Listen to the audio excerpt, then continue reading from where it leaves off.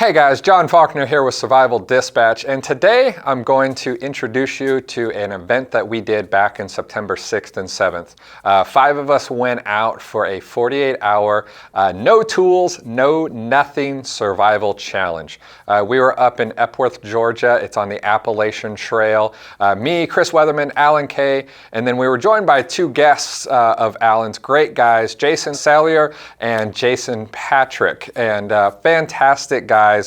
Super squared away and funny guys to be around with. And I'll tell you guys, you know, we had a fantastic time doing this. It was difficult from time to time, but it was pretty much 48 hours with absolutely nothing but the clothes that we had on us, with the stipulation that we could not use our clothes as tools also. So, you know, there wasn't, you know, cutting shirts and making char cloth or anything like that. But within the 48 hours, we were able to build a shelter large enough for 5 guys, get a fire started with nothing but what we found you know, in the woods, get water. We were able to find a small little spring that we were able to get enough water for the 5 of us through.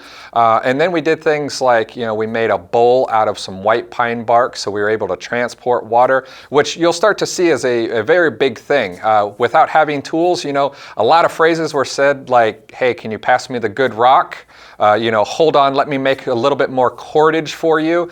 So we really started to find, you know, how just small, you know, little tools, man, if we just had one knife within our campsite, how much easier it would have been. But how you can get things done like boiling water, we were able to get that done with no tools on hand at all. So we're going to have a couple part series here. We really hope you enjoy it, and you know, come along for the ride and see how we got through 48 hours with no tools.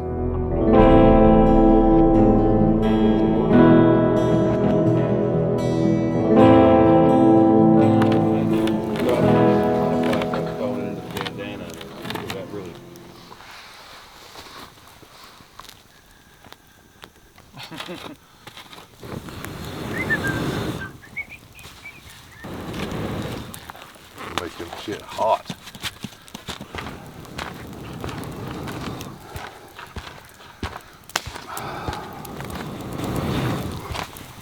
So the plan here is to get these coals really hot, and then we're going to put these bark slabs on so that the dirt doesn't go down and actually kill a lot of those coals. Yeah, this has been just banking the sides. And then we're going to cap this with dirt also, and hopefully the goal is to have a coal in here whenever we come back this evening. And if it doesn't work, then we'll have to do another hand drill. We said no tools, but you've always got a couple with you. Your hands. Let's see, maybe this one.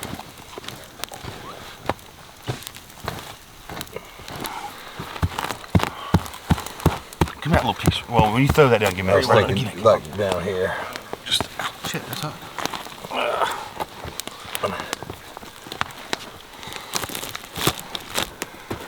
And if it's hot enough, it may burn through. That's why I want to do the bark. You give it enough air. I'm gambling, I know it. It's kind of like a buried long match, because it has to have air.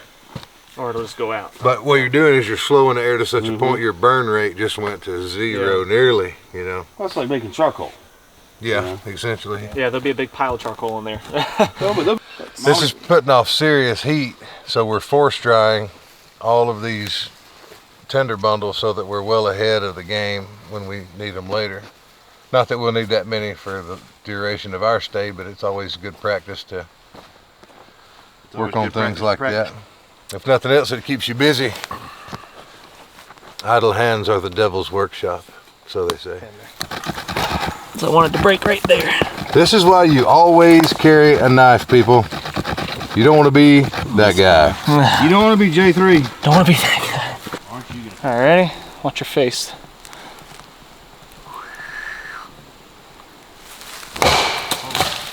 Right. Where'd it go?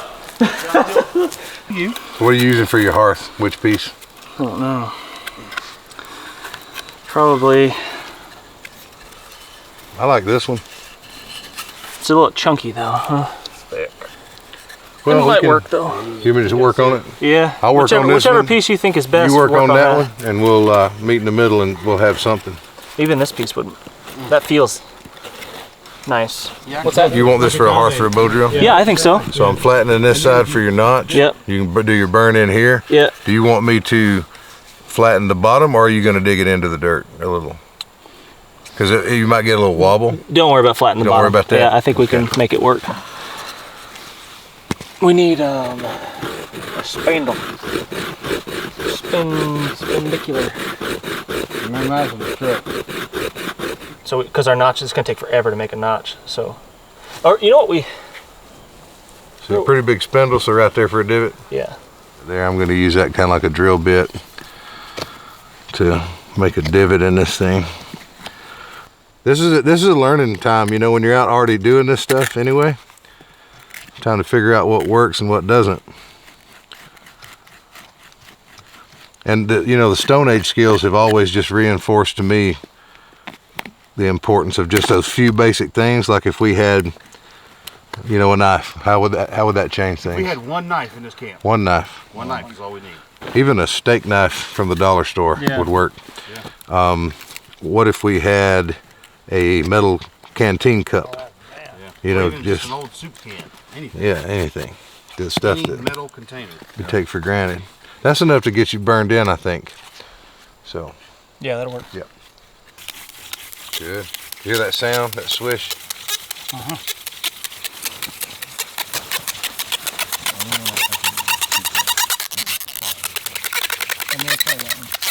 And see, when it swells up overnight, it'll swell and get bigger. So we'll take this down a little bit, Between my hands? and then we'll abrade when that gets really glassy and shiny looking. We'll abrade it, and if you're in an environment that has sand, you can even put a pinch of sand in there. Do the same for this in here. This dirt won't work for that. I don't know. I think you're probably okay inside of there. We'll do this and see if it changes anything. Okay. Pressing down. It's all about speed and downward pressure at the same time. And it's okay if your hands descend. What you want to do if your hands descend is focus all your energy straight down, and then stop, grab with one hand, come back to the top, and start again with as little interruption as possible. A little squeak's okay, but if it starts sounding like a turkey call, man, we got problems, you know. That's a good analogy, actually. That's a really good analogy. It's Bic Lighter Appreciation Day. Toss me another spindle, please. Feels pretty soft. Yeah. It looks pretty good. Dark.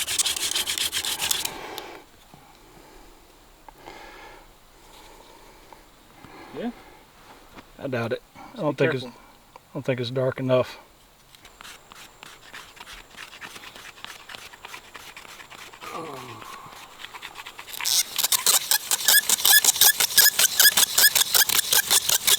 Makes it a little more challenging because you have to bend lower, which means you can't breathe.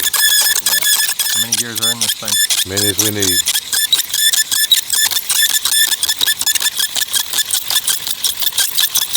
Go ahead and increase the down pressure a little bit.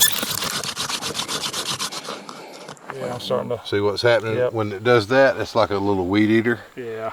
line. And then what it does is it will knock your dust apart where it'll never gather. So when you see those fibers, just go ahead and stop, and you got to clean that because it'll just eat your hole up and you're not going to. All right, so it's day 2 here, and as you can see, we've covered our coals from last night, kept them nice and hot, covered them with dirt. You can see a little bit of smoke coming out of just one of the little holes. They're nice and hot under there. What we're going to do later tonight is clear. We'll make a little vent hole like Chris is doing right here, and he'll stoke it, and you guys will see how hot it is here. So you see the smoke starting to come out of the little crevices here and there. So we got a bed of hot coals in here that we'll be able to scoot this earth away, lay some tinder that we're drying on top right now. We've got a couple more bird's nests, some nice dry little tiny sticks and twigs there. And that's what we'll get started with the next. But you know, we're sitting here, and because we have a successful fire pretty much under this mound here, we're working on a couple other methods here. So we got Jason here working on a bow drill that he's constructed, you know, twine everything. And we got a couple spindles here that we've been trying also. So I mean, we've been hacking at wood literally with rocks. If we had a knife, this all would have been done in an Hours hour. ago, Yeah. And then, Yeah, I mean, it's 2:30 in the afternoon, and we've kind of been thinking with this for quite some time. yeah. You know, and like you said, we've got these bird nests in case we get a coal out of one of those. Yeah. But this is our insurance policy right here. Yeah, and you know, and Jason over here, we've had a spindle that we used last night. He put some thumb loops on it with some twine. So Jason's been trying that out. And he's literally worked on this thing for about 45 minutes to an hour. We kept having the bottom of it fray. And we figured out that there was a grub that was in it. We had already used this spindle right here to start this fire yesterday. So we knew that it had, you know, all the right components and everything. But what we did was it kept burning and burning as the spindle was being used more and more. And we got to the point that it started fraying, and we're trying to figure out why. And we dug a little bit of hole into it and found that there was a grub inside, and that's what was hindering Jason from getting a coal started. So yes, I mean, right now we're beating on rocks and you know, breaking wood to try different methods, because that's really what this is for us. Not technically survival. No, it's learning in the environment. This is learning, demonstration. I mean, and again, it's stressing why we're prepared. Yeah. I mean, if we had one knife in this camp, all the stuff we've been doing in here would have been done faster. And it didn't have to be a big knife. Yep. My little Tate knife, that little Yep. 3-inch blade would have made a world of difference in here to us. Yeah, and you know, and we tried to create as much as we could, you know, as much as possible here. You know, like Chris and I using upside down limbs with the root balls because we knew we had no twine, no cordage at all. And finding perfect U-shaped branches on trees is nigh the height impossible. that we needed, so we improvised once again, and you know, we were able to get this entire structure with the center brace and the 2 outside braces with 0 cordage. Yeah. So a 4 or 5 man shelter with 0 cordage. Just well, breaking consider limbs. the cordage that we have made out here. It takes so long, it's so valuable to make. What are we using it for? The other most valuable thing we have out here, which is fire. He's using it for a bojo string. He's using it for thumb loops. Yep. And we made the cordage for that. We're not making cordage to tie our shelter together with. Yeah. You know, I mean, it just takes too damn long, and we're not here that long. We don't need to, but these things need cordage. So yeah, so in a little while, we're going to unearth this, and we'll show you guys the hot bed that we have still under this, and how to stoke that fire and get I just it going. can't wait till we get that pig under there out. Yeah. If only. I'll eat an apple and shut up. So that's it, guys. Imagine it's a pig. So we're kind of watching the sun, and we could uncover the fire, but as soon as we do that, we're going to have to start burning more fuel, and each stick of wood that we put up, it represents calories and time and energy that we put into bringing those resources into camp. So unlike our daily lives where we really don't give thought to how we get things and what it takes to put those resources to use out here, you really become almost stingy about every little stick of wood, because that's calories that I'm burning, and we're operating always on limited calories out in the field.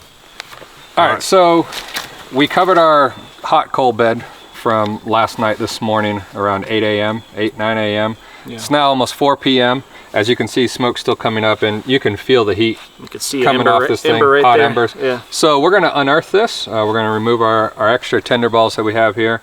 We're gonna unearth this and get the fire going again. We're going to roast some nuts and some acorns on it. We're going to heat up some rocks and boil the water that we got in our man-made bowl. So let's do it. All right, set these on the bed. It still feels wet.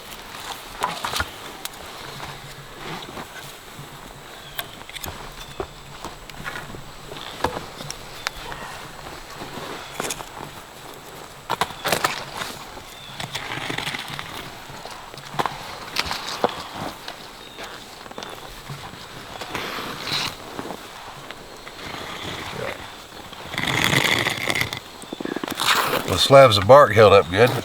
Yeah. They're like charred. So we laid pieces of bark over the coals, and that's what you're seeing here. A little hot, but it worked well on keeping the dirt out of it. There's the bark still in there. Yep. Oh, look at that fire. I bet that'll flame up. That's all good charred stuff. Use that later. Yeah.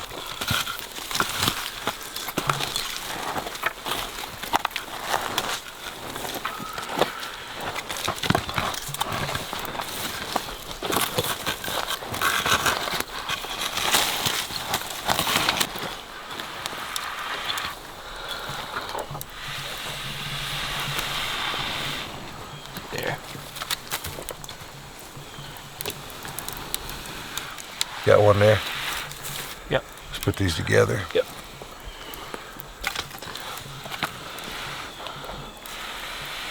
Need some chopsticks.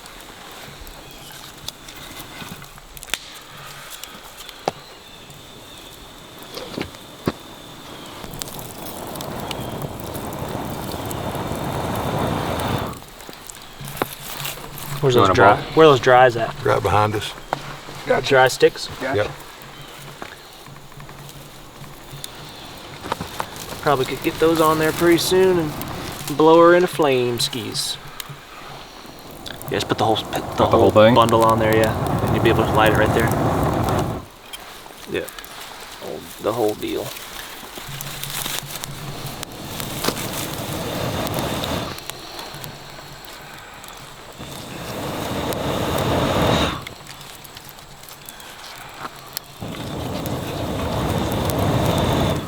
Far.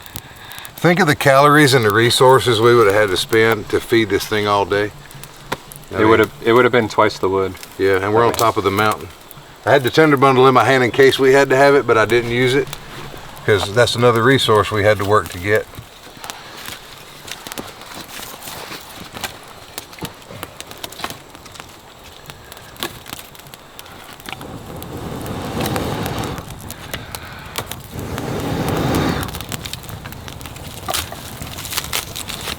You want a little bit more open for some more air? Yeah. Let her breathe.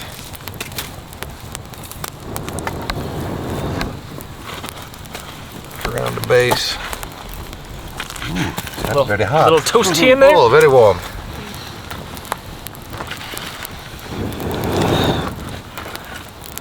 That way we don't have to rub sticks again.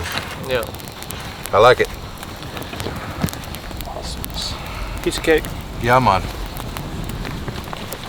Lay that end of that big one on there, and that'll Good to for a go. while. Keep our toolbox together.